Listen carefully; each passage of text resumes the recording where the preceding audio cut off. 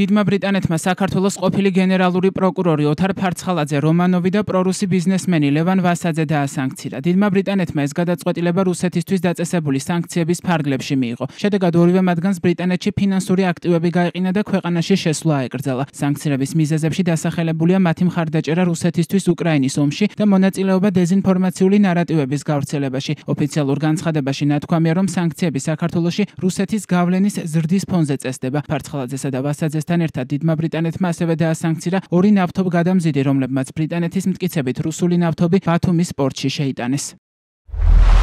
დიდმა ბრიტანეთმა გამოაცხადა ახალი სანქციები, რომლებიც უკრაინაში პუტინის უკანონო ომის საქართველოსთან დაკავშირებული მხარდამჭერების წინააღმდეგ გამართული. რუსეთის საომარი პოზიციების შესუსტების გამო კრემლი სულ უფრო ხშირად ეძებს მესამე ქვეყნებში არსებულ მარიონეტებს, რათა მხარი დაუჭირონ მის საომარ და პროპაგანდისტულ ოპერაციებს, მათ შორის საქართველოში. ორ ნავთობ ტანკერს სანქციები დაეკისრა რუსული ნავთობის აჭარისპორტ ბათუმში ტრანსპორტირებისთვის, როგორც ჩრდილოვანი ფლოტის ნაწილს. მოძველებული და საშიში გემების ერთობლიობას, რომელსაც კრემლი იყენებს ენერგეტიკული შემოსავლებისადმი სასოწარკვეთილი მცდელობისთვის, რომელიც უკრაინაში უკანონო ომის დაფინანსების ნომერ პირველი წყაროა. ახლა ამ გემებს დიდი ბრიტანეთის პორტებში შესვლა აეკრძალებათ და არ მიეცემათ დიდი ბრიტანეთის გემების რეესტრში მოხვედრის შესაძლებლობა. ქართველი პოლიტიკოსი და მედია მაგნატი ლევან ვასაძე საკუთარ პლატფორმებზე პრორუსული დეზინფორმაციის გავრცელებისთვის არის დასანქცირებული. სანქციები დაეკისრა ბიზნესმენ ოთარ ფარცხალაძეს, რომელსაც რუსეთთან და ქართული ოცნების პარტიის უმაღლეს ეშელონებთან ფართო კავშირები აქვს.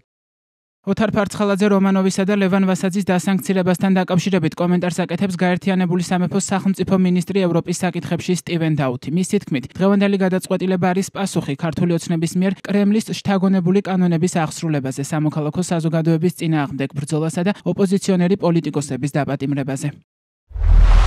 პუტინის საომარი მანქანა საერთაშორისო ქსელს ეყრდნობა ტყუილის გასავრცელებლად და ამ ქსელის დასაფინანსებლად. ჩვენ კიდევ ერთ სასიცოცხლო ხაზს ვჭრით საქართველოში იმ ადამიანების მიზანში ამოღებით და შეკავებით, რომლებიც მხარს უჭერენ პუტინის უკანონო ომს უკრაინაში. კრემლს ეჭვი არ უნდა ეპარებოდეს. დიდი ბრიტანეთი გააგრძელებს პუტინის მხარდამჭერი ბნელი ქსელების გამოაშკარავებას. ახალი დასახელებები ასევე მოიცავს ბიზნესებს, როგორიცაა Asia International, რომელიც ჩართულია უკრაინის დესტაბილიზაციაში რუსული დეზინფორმაციული კამპანიებისთვის ინტერნეტ სერვისების მიწოდებით და Helico Group, რომელიც ოპერირებს რუსეთის სატრანსპორტო ინდუსტრიაში. უკრაინაში მშვიდობისკენ გადადგმული ყოველი ნაბიჯი დიდი ბრიტანეთის უსაფრთხოებისკენ გადადგმული ნაბიჯია. ეს ქმედება მოჰყვა დიდი ბრიტანეთის მიერ საქართველოსთან კავშირების შემცირებას 2024 წელს. ეს ნაბიჯი პასუხი იყო მმართველი პარტიის ქართული ოცნების მიერ კრემლის მიერ შთაგონებული კანონების აღსრულებაზე, სამოქალაქო საზოგადოების წინააღმდეგ ბრძოლასა და ოპოზიციონერი პოლიტიკოსების დაპატიმრებაზე.